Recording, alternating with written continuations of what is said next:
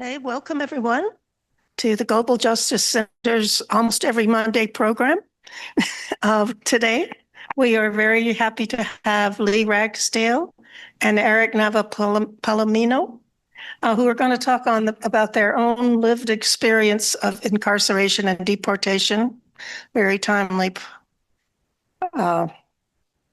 topic for now. If any of you want to be on our mailing list, we have a sign up sheet right here that if you're not on, and they're going to introduce themselves as part of the program. So I'll just turn it over to Lee and Erick. Thank you. Hi, everyone. Thanks for inviting us to speak today. The topic, a very ambitious one, we realize, is incarceration and deportation, a lived experience. So it occurs to me this could be an entire graduate seminar. So we're only going to be scratching the surface. But if there's certain things you have questions about, feel free to pipe up and we can go in one direction or another in terms of what you're interested in learning more about. We both work for an organization called the Education Justice Project. That's the giant yellow logo, and I'll explain more about that in just a moment. All right, I'm going to pass it to Erick to introduce himself. Hi, everyone. My name is Erick. Thank you for being here. Thank you for the invitation. So we work for the Education Justice Project, and there I coordinate their emergency fund where we provide monetary assistance to people getting out of prison in the state of Illinois. I also coordinate the scholarship program where we offer 8 scholarships a year to people affected by incarceration. It could be people in prison, people formerly incarcerated, family members of people formerly incarcerated, and even staff of people in IDOC, Illinois Department of Corrections. Since he's being shy, a couple more things about him. He's part of the founding group of students of the Education Justice Project, which we'll tell you about in a minute. He also advises on the Prison to Gown Pathway program. So he's co-authored several papers on teaching in prison.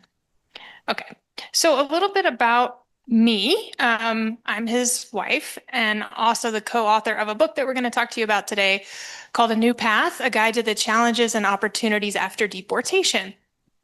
I heard this term just a couple years ago and it made sense to me, co-deported. So the spouse of someone who's deported, who essentially is also deported from the US, living in Mexico here with my husband.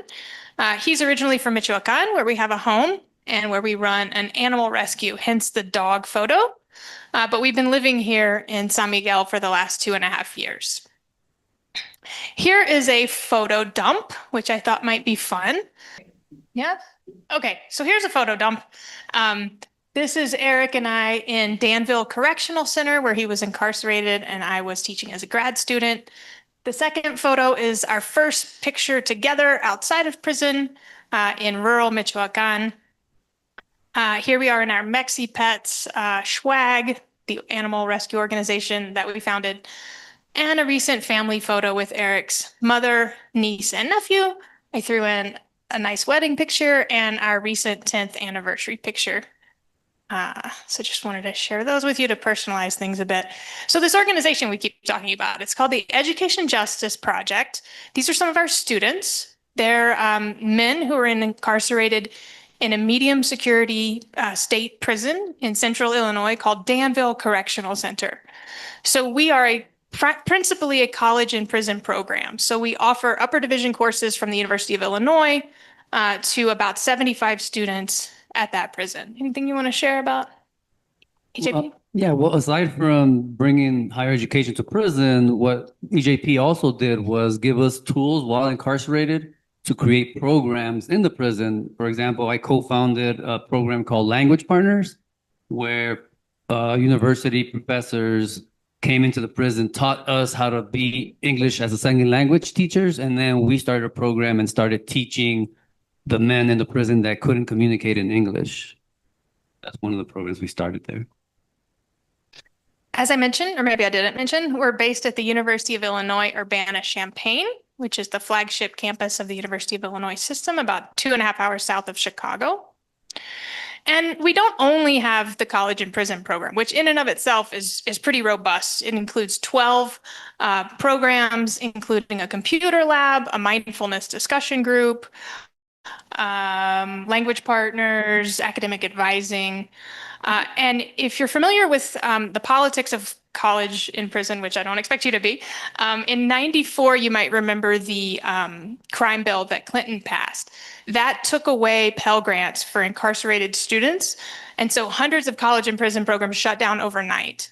EJP is kind of part of this next generation that figured out how to do college and prison with foundation funding. So we've been around about 16 years. In addition to the college and prison work, our reentry resource program is a large program that I direct that I'm going to talk about in a moment. We also have a policy and research program where we attempt to affect policies specifically in Illinois as it relates to access to higher education in prison. And we have something called a Prison to Gown Pathway, which is a new program where we provide holistic services to formerly incarcerated people so that they can continue their education at the University of Illinois. So to zoom out a bit, I want to talk about incarceration in the United States. You're probably aware in broad strokes of the situation. There's currently about 2 million people incarcerated in prisons and jails in the US, or 580 per 100,000 residents. So you might already know that this is the highest of any other independent democracy. Countries like El Salvador, unfortunately, have surpassed us now. But when you compare us to, countries in Europe, for instance, and in the developed world, we stand out in that area. The population did drop nationally after COVID, in part in response to COVID, but it has been rising since. I had to Google this fact the other day, and I was very sad to see that there's still the death penalty in 27 states. I became an activist initially opposing the death penalty in the state of Illinois, which was successful. And I thought for sure by now, there's just a handful of states that still kill their residents, but unfortunately that's not true. And nearly every state allows some form of solitary confinement. I was also really sad to learn because obviously that's a barbaric practice that we know is a form of torture. I'm not sure if you can see this very well, but the Prison Policy Initiative is a really good source for information on incarceration in the United States. So this is just a quick overview. It's about 1 million people in state prisons, which is the largest. They're individual systems, but the bulk of people are in those systems. About 500,000 in local jails, and then everything else combined is about 1/4, which is federal prisons and jails, as well as youth facilities and immigrant detention. So this is from a couple years ago. Immigrant detention is higher now, and I'll talk about that in a moment. Anything you want to add about mass incarceration in the US? Well, I can talk about my personal experience of being in segregation for 14 straight months. Is that a lot of people in segregation, people think, oh, they must have done something bad in prison, so they're put in segregation as punishment.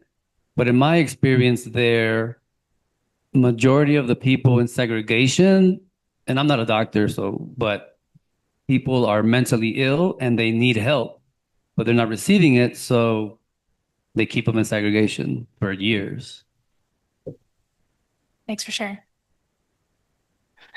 So I realize this is a lot of information for one slide. I'm not following PowerPoint best practices, but I did want to be sure and share a snapshot of immigrant detention and deportation in the U.S. currently.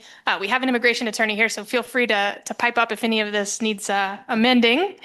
But I did read recently that the U.S. just reached the highest population of detained immigrants in history with over 60,000, which is up from just 39,000 in early 2025. Excuse my paraphrasing, but the big bogus bill has tripled ICE's budget to $75 billion and increased the number of 287G contracts. So you might have heard that postal workers and local police now are deputized to arrest immigrants in our communities. That's part of this program. Just a couple weeks ago, you probably heard about Nome versus Perdomo, which is the new recent Supreme Court decision that allows federal immigration agents to consider factors like race or ethnicity, language use, location, and type of employment under the suspicion that individuals might be undocumented immigrants.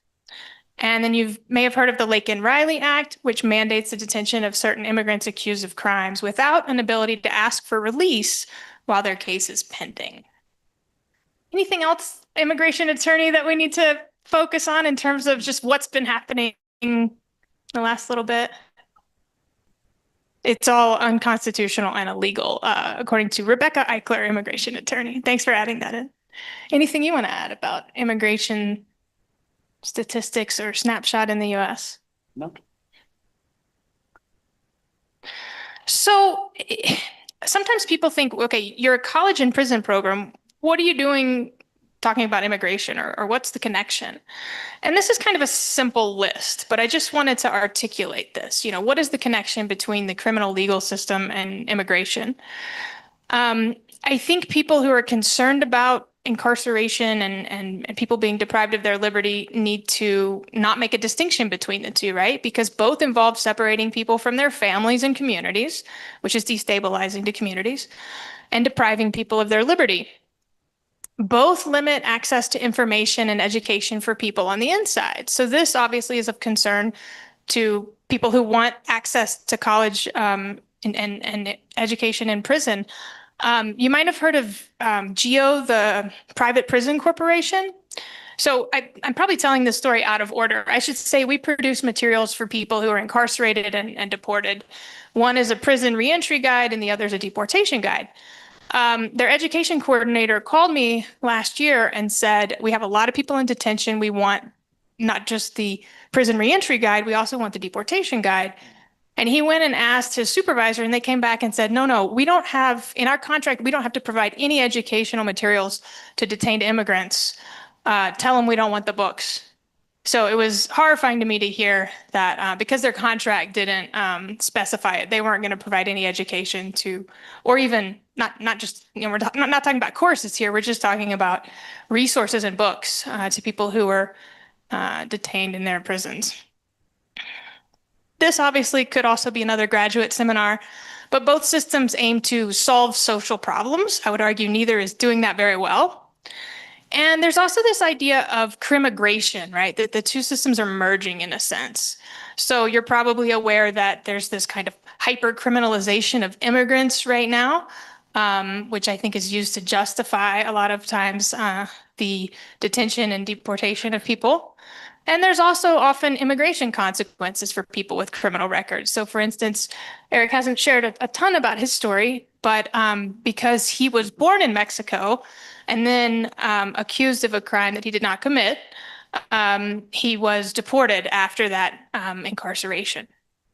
Do you want to share anything more here? No. Okay, so I mentioned that EJP has several programs. The one that I direct is called the Reentry Resource Program. Our mission is to connect people to resources for a healthy transition to life after prison and after deportation, to provide tools for self-empowerment, and also to recognize and address the trauma that people experience during incarceration, often before incarceration, right? That leads them to incarceration, deportation, and reentry. So as I mentioned, we're on a college campus. These are some students who come into our office and respond to these letters that we get from people in prisons throughout the United States, requesting our reentry guide or our deportation guide. Sure. And I just want to emphasize the importance of the guide because,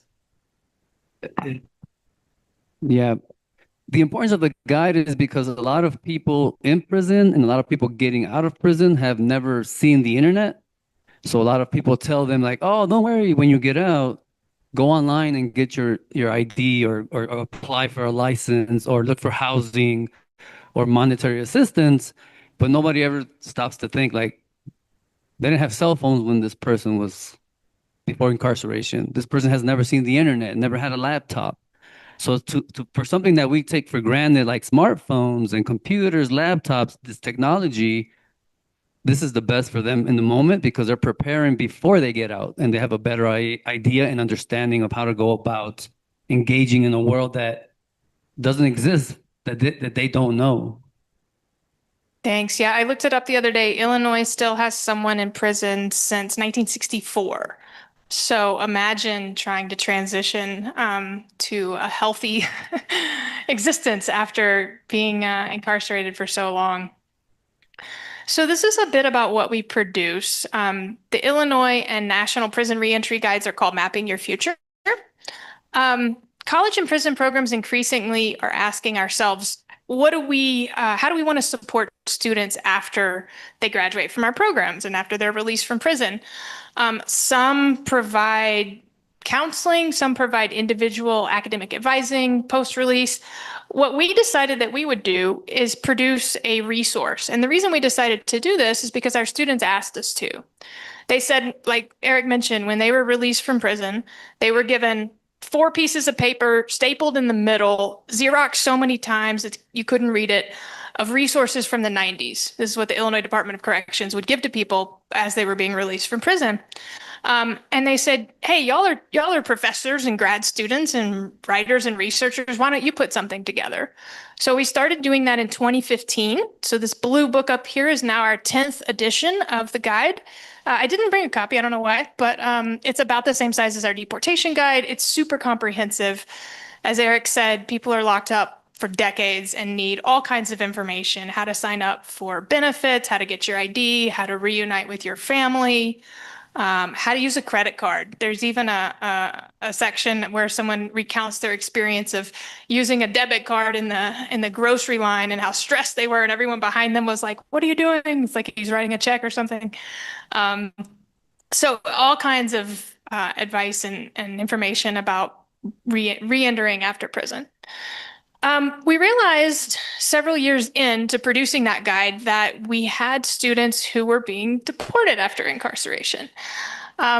Didn't make sense to hand them an Illinois-specific guide, so after accompanying Erick through the experience of deportation and reestablishing his life here in Mexico, or really just establishing initially, because you were 4 months old when your parents took you to the US, right? We realized that we needed a guide for this population. So I went to our director, pitched the idea. She said, sounds great, write it. And so we did. So since 2018, we've been producing this guide, and I have copies if you're interested in looking through it. It's called A New Path, A Guide to the Challenges and Opportunities After Deportation. Do you want to share a bit about your deportation experience or why a guide like this might be needed? Okay. So we'll come back to him. But just to also mention, we also have a website where we have a database of Illinois-specific prison reentry resources, as well as a video series. One of those videos is called Preparing Mentally for Release. Looks like somebody I know is in that video. And that's all available on our website. Oh, yeah. So, for example, when I got deported in 2013, there was no guide, right? They give you $20. Even though they knew I was going to be deported to Mexico, they were still requiring me to provide an address in the US for me to parole to. And if I didn't provide that address, they would violate my parole and I would have to do another 2 years, even though I was going to be deported afterwards. So having had some information of what to expect when I got to Mexico would have definitely been helpful and caused so much less stress. Because like Lee said, my parents took me to the US when I was 4 months old. I had visited Mexico, but I had never lived here. So now I'm going to a place I had never lived in. All my family they're all in LA and Chicago. Majority of them are US citizens now and residents. So having had a guide to get IDs and just the basic documentation you need to exist in a new country, because my name is different here. I have to use both my parents' last names here. In the US, it was just my dad's. So just these nuances that people don't think about would have been a lot. It would have been helpful for me to have at least a guide and a starting point. And I think that's one of the best reasons for the existence of this book, is to prepare people even before they get out. Because even if you have property getting out of prison, they're going to take it from you and you're not going to see it anyway. But if you already kind of have it in your head and take notes and kind of memorize what you need to do when you get out, even if you don't have this book when you get out, you have a better understanding of what's waiting for you. So you might imagine this book is very in demand now. In fact, the day after the election, Rebecca messaged me and said, your book's going to be really in demand now. And I thought, no way. And she was right. So I get I got a call from a Canadian parole officer the other day asking for our Jamaica reentry guide. And I said, unfortunately, we don't have a deportation guide for Jamaica. The 4 countries we do cover are Mexico, Guatemala, Honduras, and El Salvador, which are the top 4 countries that people are deported to from the US. But I'll tell you a little bit more about the guide. Originally the audience was folks who were incarcerated, whose deportation was almost a foregone conclusion. But then we realized that there was no resource like this just for undocumented people in the US who weren't in prison.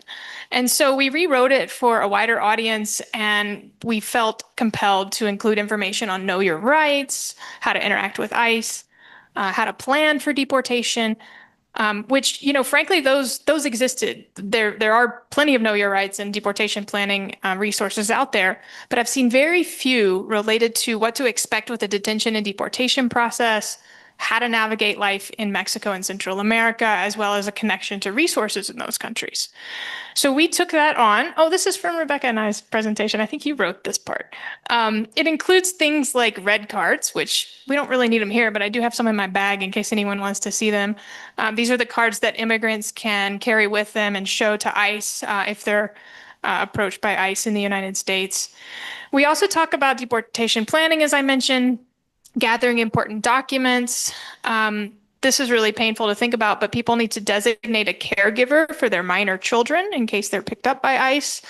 And in all 50 states, there are different caregiver affidavits that are required.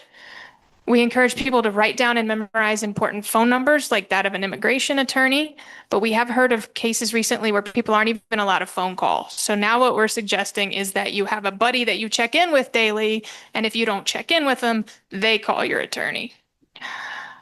We talk about packing a go bag.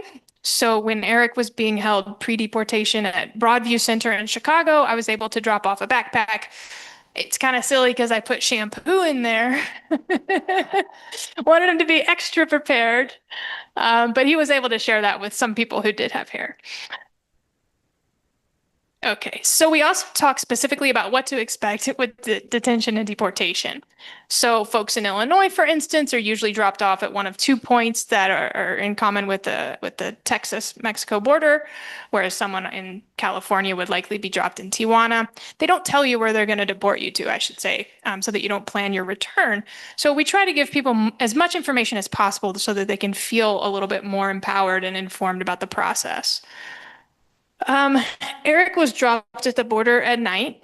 He hadn't lived there since he was 4 years old, and they just opened the gate and said, "There's Mexico, go." Luckily, he had family, so he was able to take a bus to Michoacan. But we have friends who slept in parks at the border for a month. And we use their experiences to inform this resource, right? So what are the migrant shelters? Where are there soup kitchens? Where can you switch out of your clothes, right? Because you don't want to be wearing what were you wearing? They let you out in a sweatsuit, and then I had some clothes in the bag for you, right? Yeah. But one of my more memorable memories of being dropped off in the border in the middle of the night was the unity of all the people who got deported at the same time, because it was bus loads of us. And like Lee said, luckily I had family. So I had money. People, my family members, Lee, people just gave me money. So I had money like in my socks and my underwear, like everywhere, because people were like, just hide it. Don't tell people you have money. But when we got to the bus terminal, it's like a mob of us, and some people have money, some people don't. And some people are like, I have to go. My family's in Oaxaca. I don't have any money to get there. So the beautiful thing about that for me as a memory was that everybody that did have money, we all started pitching in, and we like, okay, I got in my head, I'm like, okay, I know how much I have, and I know how much I want to spend because I don't know what's waiting for me. So we were all pitching in and buying tickets for people, as many as we could, and it was, I remember thinking like, wow, people were like, everybody's being deported, everybody's stressed out. Some people don't even speak Spanish, but we're all like pitching in to help each other buy tickets, try to get you where you're going. And even then, we didn't have enough for everybody, but I don't know. That was a really good memory. Sharing that. We also talk about how to stay safe at the border. So staying in a group is definitely key. But there are cases of recently deported people being targeted by cartels, kidnapped, um, because they think that you have connection to US dollars, which in many cases you do. And you stand out like a sore thumb if you've been in prison a couple decades and you maybe don't even speak Spanish and you've arrived in Mexico. Well, even Mexican immigration tells you if you are from these states, don't walk to the bus terminal. Like, stay here with us and we'll take you to the bus terminal in the back of pickup trucks. And I was from one of those states. And I'm like, okay, I'm going to stay here. And I remember thinking when I was on the bus, and at first I thought I was like betrayed or something because we were getting to this place and I'm thinking, why am I arriving at this like military base? But it was just the bus terminal, like with sandbags on the corners. It was in Tamaulipas. Um, and I was like, okay. But it was definitely like shocking to be like, don't walk there. Don't. It was the middle of the night anyway. I wasn't gonna walk, but to think that you're being targeted because you're from this state, or like people think you have money, or somebody's gonna pay for you. This last bullet point was inspired by Erick. When we were writing letters during his last year of incarceration, we were getting to know each other through the letters, and he said, I was born in Mexico, so I'm going to be deported after prison. But don't worry, I'll be back. I'll beat the bus back that dropped me off. And in that year of getting to know each other through letters and learning more about his case, I did some research and I realized, no, you're not coming back. You face 20 years in a federal prison if you have a felony conviction in the US and you cross back. So for other rash people like Erick, we put that paragraph in there, said, no, please think twice about that decision. We also have information, as Erick mentioned, on very practical things like getting your IDs and documents, resources to meet basic needs, which I will say now, under the current Morena administration, there are a lot more social programs than when we originally wrote this book. So I'm really excited to update it to include like the new Social Security program, funding for single mothers, things like that. I want to make a point that all of our work is inspired by and guided by the experience of people who are system impacted, right? People who've been in prison and deported. Yeah, go ahead. Yeah, so a lot of the information we do get, like Guatemala and different countries, is from people who actually were deported there, and some of them are actually doing similar work that we are. So they're kind of like the boots on the ground, just sharing their experience. A lot of the quotes in the book are from formerly incarcerated people that were deported. And some of the people that were deported, they're still in touch with us, and they are still continuing to work, to do research, to update the guides, to receive the guide and just give suggestions of what's changed, what resources have disappeared. So yeah, it's always, every year we try to keep it up to date, not just by what we're researching online, but actual people in Guatemala, Honduras, El Salvador, and Mexico actually going into the shelters, going to the soup kitchens and stuff like that. Well, that's happening. So for me, immigration, going to the US and coming back to Mexico, both times were involuntary. Like Lee mentioned in the beginning, I was born in Michoacan. Maybe you heard of it from Pátzcuaro, the butterflies. And my parents took me to the US when I was 4 months old. And when I got deported involuntarily, I got sent back to Mexico. And I just thought about that this morning, thinking about those two situations in immigration and how that applied to me. Because like Lee mentioned, I was falsely incarcerated for 15 years for something I didn't do. I was a US resident. I got my residency through the amnesty program in the 80s. My mom is a citizen, my dad's a resident, my siblings are citizens. Okay, so a couple of quotes, things that we recently deported people share with those who will be deported. Things like the most important thing you can do as a deportee is to make connections while you're still in the States, to learn a trade you can do online. That's been a lifesaver for us to be able to secure online work and make US dollars. That's Jennifer. Her partner is Alex, who's in the photo here. Alex was deported to Honduras, but didn't feel safe there and immediately relocated to Guatemala. He says here at the bottom, if you're in prison and have some time, get your documents in order and your families. Take any courses you can, any certificates, even if prison issued, especially anything you can do with your hands, plumbing, carpentry, sheet metal. Let me just. I'll just talk more about myself and how it ties into the presentation today. So yeah, after my incarceration, where I was, well, before my incarceration, I was actually coerced, manipulated, and physically abused into taking a plea deal when I was 18. But the interesting thing was, one interesting thing was that even my attorney, the judge, nobody considered the fact that I was not born in the US and how a plea bargain at 18 would affect me after my incarceration. Because I feel that if I knew I was going to be deported, I don't know if I would have so easily have taken that plea bargain, even though I knew I was innocent, because somebody would have been like, "Well, if you take this plea bargain, you're going to go back to Mexico." And as a kid of 18, I would have probably been like in the U.S. in prison or in Mexico in a place I had never lived. At that time, that didn't seem like it just seemed like a whole different world. Like, what am I going to do in Mexico? Yeah, there was actually a Supreme Court decision, Kentucky versus Padilla, after Erick's incarceration, that means the attorney has to inform the client about the immigration consequences of any plea deal. It's not retroactive, so it's not useful for Erick's situation, but it is legislation that was passed afterwards. And even now, after evidence of my innocence, in order for me, well, the last attorney we talked to, in order for me to go back to court in the US, I would have to still be in custody in Illinois for them to open my case up and look at my case and use the new evidence. Because I'm a Mexican citizen, there's no recourses that I can do or take. And even friends from my neighborhood that went through the same thing, their cases got acquitted, and now they're like in court arguing with the state that's telling them that, oh, it wasn't so bad because they're trying to give them the least amount of money as possible. But for me, that's not possible because I'm a Mexican citizen. Just to add to that, if you may have heard of John Burge, he was a Chicago police detective that ran the department in the 80s and 90s. And their culture of the Chicago Police Department was to torture suspects into confessing to crimes they didn't commit. So when the death penalty was abolished in Illinois in the early 2000s, at that point, there had been about 14 people executed and another 15 or so that had been released because of innocence. So John Burge was eventually sent to prison.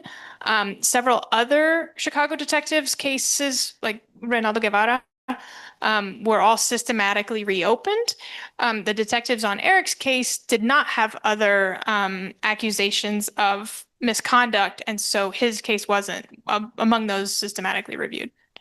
But I will say that one of the kids that made a statement saying that I committed the crime, he was 16. He lived with me because his stepdad was not nice to him.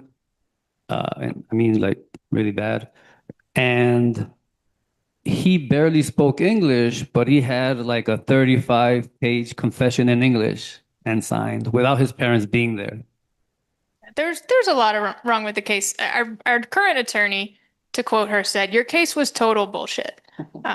So, but we have been able to use the experience to come up with something that hopefully is a social good. Not that that justifies it, of course, but that was an attempt at a transition back to the slideshow of what you can use the guide for. So practical things to help you prepare and to help you defend yourself, right? Like knowing your rights, getting legal help, and making a deportation plan. As I mentioned, finding a shelter at the border and staying safe is key, along with getting birth certificates and IDs, opening a bank account, etc. And we also talk about the emotional, social component of it, right? Like navigating culture shock, rebuilding relationships, and even starting a mindfulness practice. As I mentioned, we also have this prison reentry guide called Mapping Your Future, a guide to successful reentry, which you'll notice has similar topics, right? Preparing for release, rebuilding relationships, housing, employment. mental health, substance use, etc. So I've come to see the two processes as fairly similar, right? Someone who's deported and someone who's released from prison often has been separated from their community, separated from resources, and needs this information in order to make a successful transition. We're in the process of updating this book. So we update it every 2 years. We were planning on releasing it much earlier this year, but it's been very difficult to keep tabs on what the heck is going on in the United States. And so instead of waiting and releasing a nice polished, PDF and print version, we're releasing it chapter by chapter. So as Erick mentioned, we have people in each of the 4 countries who are doing research, connecting with nonprofits, interviewing people who've been deported recently. And we just released the first chapter last week. In this print guide, the chapter on Honduras is only 5 pages long. In the new chapter, it's 40 pages long, so it's much expanded. And the goal is to provide clear, practical information for individuals facing deportation to Honduras. We chose to release the Honduras chapter first because we've heard about people being killed after leaving the airport and shortly after deportation to Honduras. We recently learned that the population being deported there has changed too. It's not people who've been in the US a year or two or who just crossed the border and were sent back. It's people who've lived in the US for decades. And so they've sold their property in Honduras. Likely their family is no longer left. And so they're returning very vulnerable. So this guide has information on what to expect upon arrival, how to stay safe, housing, employment, education, and more. Practical tips for navigating the return and reintegration process, and a directory of organizations offering support.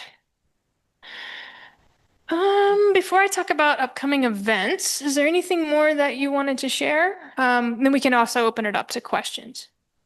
Yeah. So what I do want to share is that even though my experience was traumatic for my family and all loved ones and people that knew me and know me, for me personally, I always look on the bright side of things or the other side of the coin, right? Because while incarcerated, you're in a system that's trying to take your humanity away, right? But you meet people, you see a side of humanity that you don't hear about, people in prison or in detention centers. One example is everybody pitching in to buy people tickets. Another example is people like in the university, students, immigration attorneys that are trying to create guides, and even the people that are incarcerated and being deported and being treated horribly by these countries, they still get past that and they continue to try to help people in their situation or people that are coming and are going to go through that situation. And for me, experiencing all that, I was able to not just be angry and mad at the system. Sometimes I still get angry and like, but overall, I met my wife, I met Rebecca and Paul, dear friends of ours. I'm in San Miguel now. And if that wouldn't have happened, I would not be here. So Erick, as he mentioned, is the scholarship coordinator. He primarily coordinates the scholarship for people in the state of Illinois who want to pursue higher education after prison. But we also have a scholarship here in Mexico for people who are deported. And one of our scholarship recipients has an incredible story. His name is Cesar Fierro. He is a Mexican citizen who spent 40 years on death row in Texas. He's innocent, and he was released in 2020 during the pandemic. And Mexico City filmmaker Santiago Esteno heard about his case while he was still incarcerated in Texas. And he created a documentary called The Years of Fierro. That's the first documentary on this man's case. And this is a follow-up. This is The Freedom of Fierro, or La Libertad de Fierro, that follows him during his release after 40 years in prison during the pandemic. On death row, yeah. He had like 6 execution dates that he came within a couple days of, and he was in solitary confinement for decades. He received our scholarship of 10,000 pesos to take a baking class at a university in Mexico City. And then he received it again this year to take a cooking class. So he's out there trying to be well and do good things. And this is him getting an eye exam during the pandemic. So all our events are open to anyone. They're mostly on Zoom. So I will find a way to get you this link. It's Tuesday. No, that's not right. It's October 22nd. Sorry, I will update this and send the correct information. But we would love to have you join us for a discussion with the filmmaker and with Cesar. And when you register, we send you a link to the documentary so you can watch the documentary before attending the Q&A with Cesar and the filmmaker. And that's all the material we have, but we're happy to take questions. Oh, Eric has some more content to share. Well, if you guys don't mind, I feel I want to share it just because I'm in this room with you and the art. I mean, I've never really shared it in public, and this will be kind of like a trial run of, so what I do is I write stuff sometimes because I don't remember it all, but sometimes maybe after this I'll think about it and then I'll think of something and add it to it or have a different memory of it or like a different part of this core memory I think about. And I wrote about once, so from Chicago, downtown Chicago, they put me on a bus, drove us to the airport. I don't remember what airport it was. And from that airport, we flew to Denver, picked up another half a plane load of people. And then from Denver, we flew to Texas. So what I wrote, this is years later, I wrote it, and this is what I remember getting off the plane. And if you guys don't mind, I would like to read it. And it's also like a practice run for the writers conference. So here it goes. Yeah, so here it goes. No name for it yet. So that's okay. We stepped off the plane in Texas, shackled, hungry, nervous, legs weak as whispers, hands trembling. We didn't crash. How long? 20 years? 25 since I've been on the plane? The heat hits like a fist. Off the plane, straight to the buses. No break, no bathroom, no food, no water, nothing. Still shackled, still hungry, still nervous. A sea of us, a plane load, maybe more. All ages, all brown, descendants of lost civilizations, once again disappearing. I see her, a woman, the only one. Her head down, face hidden, so small, shackled, surrounded by men, most shackled, some free. Immigration officers. I thought they all would be white. Not all white. Some brown, some black, all American, like us. Some look like me, but nothing like me. They are all the same, chest out, eyes hidden, sunglasses on, black, reflective, like aliens. Smirk, contempt, hate.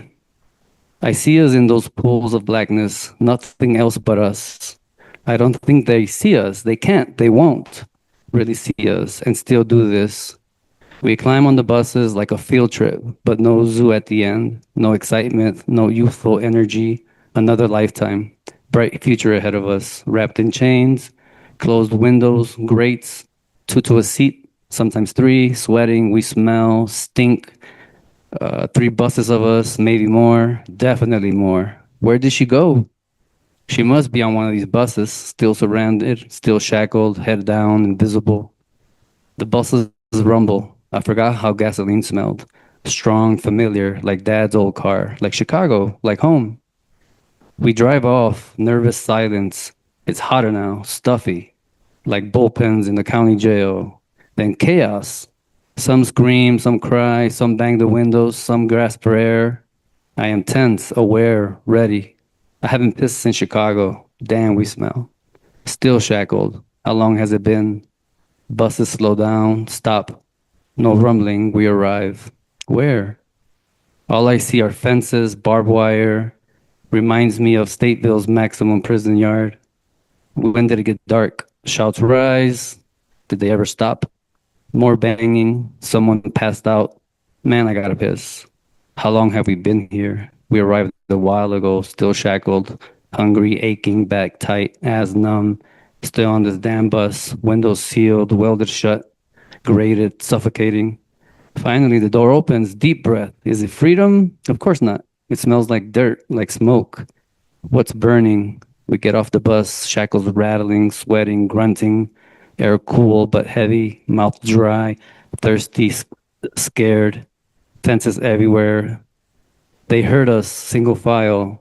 Someone throws up, still shackled, in line. Another passes out, face in the dirt, ignored. Keep it moving.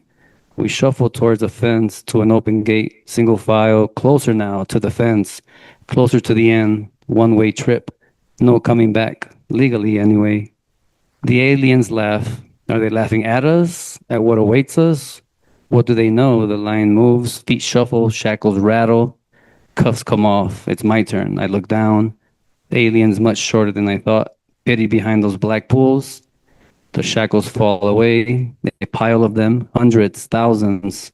Wrists sore. Am I cut? They feel like they're still on, but they're not. In a daze, this is it. Feel like running, punching him in the face. Then I'll be able to stay for a while at least. Things will be different then. Things will change. They have to. We voted for Obama. Someone speaks. What? I hear him now. Why is he smiling? Go towards the bridge? Why? It's pitch black there. No light, no noise, no life. Why would I go there? The burnt smell wafts my nose in the dark. Wood, rubber. Ah, okay. It hits me.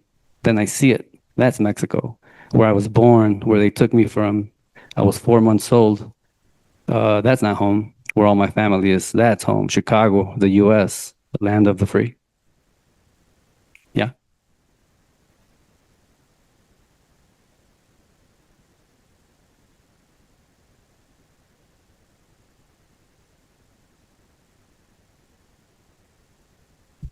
Okay. All of you need to speak to the microphone so the Zoom people can hear.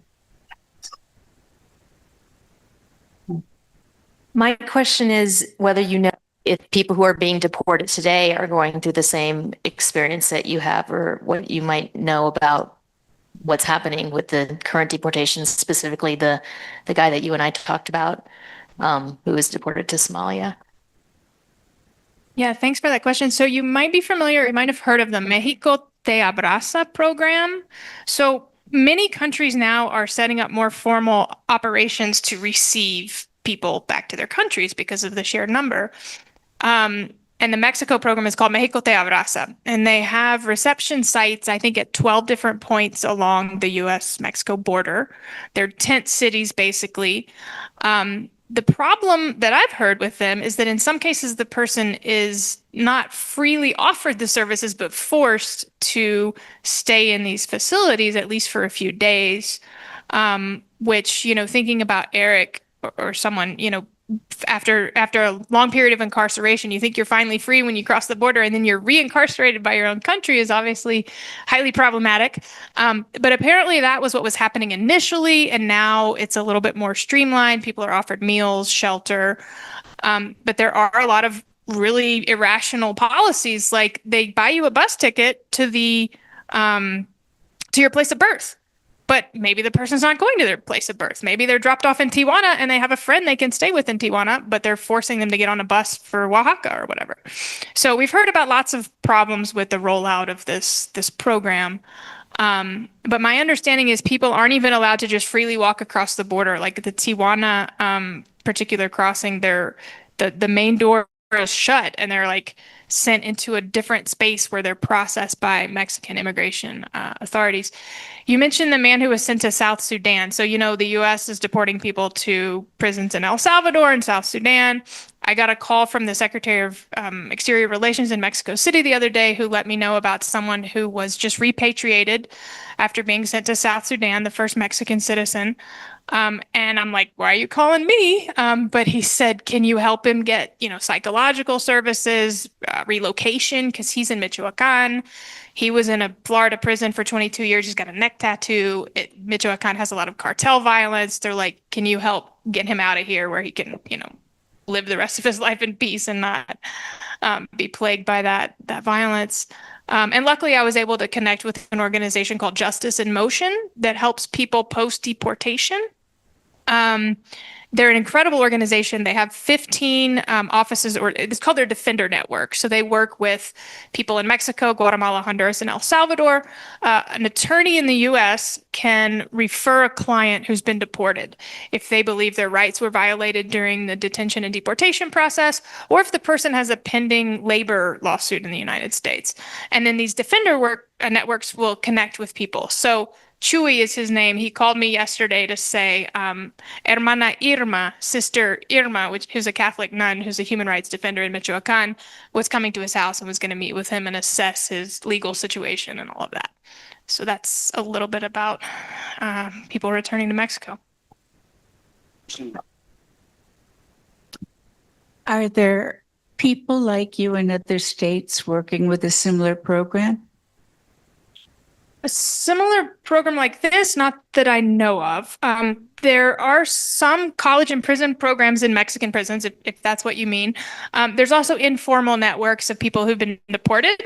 So when we first came to Mexico, I didn't know that there were other organizations out there. I think there were very few at that time. But since then, there are organizations that help deported people, like the Rhizome Center for Migrants in Guadalajara. In Mexico City, there's an organization called Otros Dreams en Acción. The idea is like dreamers, but now here in Mexico. It's a mutual support organization for deported folks. And then there's even a Facebook group called Deportee Wives Club.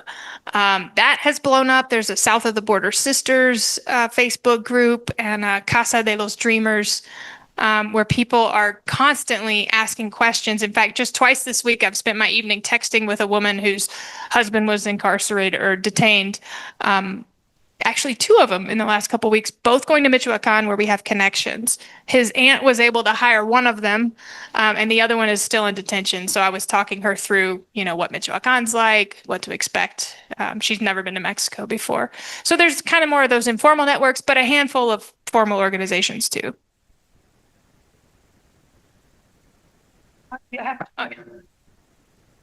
Does the prison system in Illinois offer this information to the prisoners? How do they find out about it? That's a great question. So, when our students asked us to write this prison reentry guide back in 2015, we wrote it. And then we thought, okay, what do we do with it?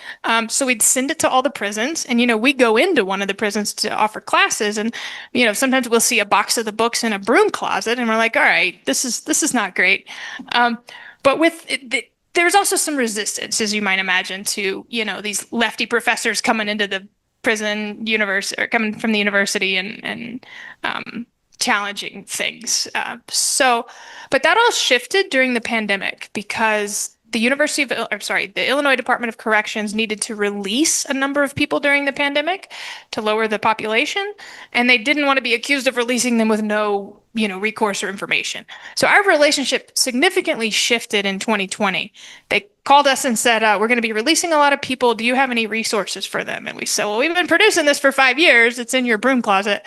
But after that, they systematically distribute thousands of copies to the people who are in the prison system, both the Illinois Prison Reentry Guide and A New Path. So it's available widespread throughout Illinois. And then we do have an outreach coordinator who helps us get the resources into prisons, detention facilities, attorneys' offices, whatever kind of organization might be able to use that information in the U.S. All of our resources are in Spanish and English. Do you all work like with the Innocence Project for people like her to get people who are innocent out? We don't specifically. When he was in prison and he told me he was innocent, I called the Innocence Project and they said, we only take cases where people have 30 years or more left on their sentence. Yeah. And we're not attorneys, we're, academics. So that's a little bit out of our lane. But we certainly get requests for our materials from those types of organizations. Oh, one other thing I should mention, the Mexican consulate in the US just opened up the first Innocence Project. It's through, I want to say Notre Dame in Indiana. And they are taking cases of Mexican nationals who are in US prisons who have a claim of innocence. Many years ago, when I was a student, I worked inside of a prison in Washington, D.C. And what I remember is that some of the inmates in the system were extremely violent and homicidal. And when you come in, let's say ICE has arrested you, do they mix you in with the general population in the prison, or do they segregate you so that you're not mixed in with the general prison population? So in my case, what happened was that once my out date was the next day, instead of IDOC releasing me, they handed me over to ICE. Then ICE took me to a maximum security. No, IDOC, the Department of Corrections, took me to a maximum security prison for about a week and just basically held me there till ICE came and got me. Yeah, they took me to it was the whole prison is a segregation, Pontiac, in Pontiac, Illinois. And then like after a week, ICE came and got me. But ICE took me to they drove me all up and down the state, but I ended up in Wisconsin. That it used to be a county jail, but a few of those wings, it was specifically for people being deported or with immigration. There was nobody mixed from the county jail. It wasn't a prison. It was just like a detention center, or it used to be a county jail that they transformed into a detention center. And interestingly enough, most people that were there had never been to prison. They were just picked up off the street because when they were processing us, they were asking people, okay, give me your last address. And people were like, okay, because they were just out like 6 months ago, a month ago, a year ago, or whatever. And then when they got to me, they're like, give me your last, like, I don't remember my last address. Like, what do you mean? I was like, I haven't had an address like 15, 16 years ago. They're like, what do you mean? Even the people working there couldn't understand that I had come from a prison, and they were like, you were in prison for that long and blah, blah, blah. I was like, yeah, like, oh, well, all right. Like, can you give me somebody's address? Like, I can give you where my mom lives now. Uh, but they had no experience dealing with somebody who had been in prison, and most people there were not in prison. Maybe from me interacting with people, maybe 5 people there had been picked up from prison, but everybody else was, they were working, they were going to school, they were just living their lives. My memory, from working in this prison is that there were definitely hierarchies within the system. Some people, to control them, they could put them in with a very dangerous person. And it was a totally different reality from, a normal social type life. Very, very dangerous. Even the guards were, you had to be very careful of the guards and that type of thing. The ones I worked in, some of them were, at that time, morphine was a drug that everybody was using. Those people were totally spent sometimes when they were brought into the prison, going through withdrawals and throwing up for days, and before they could even be admitted into the general population in the prison. But I'm wondering, when they take somebody in on an immigration violation, they don't mix them in with the general population in the prison? It's because when you take somebody in immigration, you're not going to the county jail. You're not there. You're going to an immigration facility. Okay. And even if they did take you to the county jail where you're innocent until proven guilty, they got different divisions in the county jail. And like felonies are in one division and drug cases in another division, DUIs. So I imagine them going to something really low level where there's not really much violence.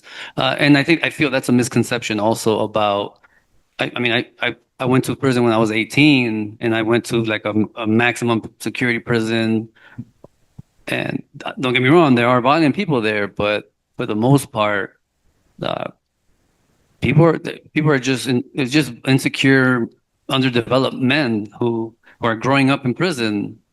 Because even when I got to this program, the Education Justice Project, everybody in that program had already been in prison at least 10, 15 years. because when I got to this program, I already had 3 associate's degrees. I had 180 community college courses because there was nothing else for me to take. I just kept taking. I have custodial maintenance certificate, horticulture. I mean, I have all of these certificates because there was nothing else. And all the guys in that program, if you came in as a volunteer, that was the safest place you could be.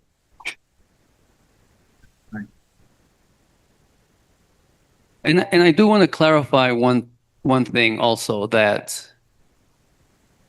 the biggest resistance to higher education in prison, it comes from the communities outside of the prison and from the staff. Because while I was there, a main gripe they had was like, why do you get free education and I have to pay for it? I have to pay for my kid's college, and you committed a crime. The person doesn't know me. You don't know that I didn't, but okay. But you're mad at me for trying to get a bachelor's degree while incarcerated, and people feel that way. And even now, it's a political thing because IDOC doesn't care, the prisons don't care, but politically, you have to kind of change with what's going on in the movements and the people protesting. And so my response to those people, and I get it sometimes when we interview people or we do other conferences, like, well, how right is that you got a free education while I'm still paying for it? And my response to people like that is that that's coming from a mentality or a state that assumes that only a specific group of people deserve education, right? Like a social class, like your skin color. That's what dictates who gets education. And I tell them what you should be asking or recognizing is that education is a human right, and that also the question you should be asking is, why am I paying for education at all? Same thing with healthcare. Like, why am you're not mad at the doctor for helping some kid. You should be mad at the system that's charging you and putting you into debt for for education that should be free, and for healthcare.